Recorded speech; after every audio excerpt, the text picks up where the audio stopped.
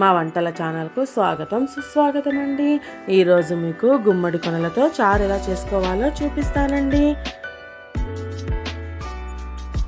చూడండి, ఇలా లేతగా ఉన్న వాటిని తీసుకోండి.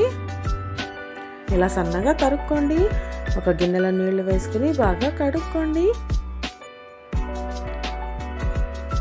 ఒక జాలరీలో వేసుకుని వడేసుకోండి. 1.5 లోట కందిపప్పు తీసుకోండి. నీళ్లు వేసుకుని బాగా కడుక్కోండి. దీన్నంతా ఇప్పుడు కుక్కర్లోకి వేసుకోండి. 2 లోటాల నీళ్లు వేసుకోండి. కొద్దిగా బేకింగ్ సోడా వేసుకోండి. కొద్దిగా పసుపు వేసుకోండి.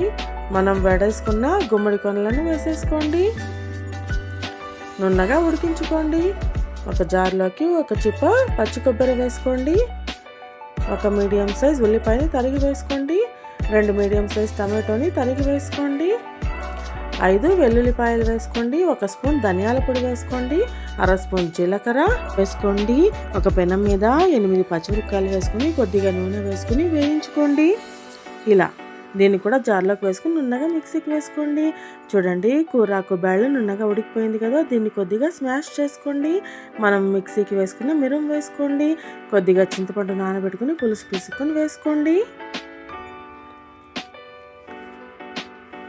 రుచికి సరిపడా ఉప్పు వేసుకోండి.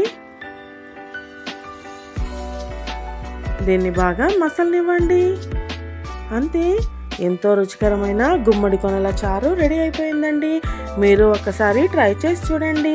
నచ్చినట్లయితే మా వంటల ఛానల్ను సబ్స్క్రైబ్ చేసుకోండి మరియు కొత్త రుచులను ఆస్వాదించండి.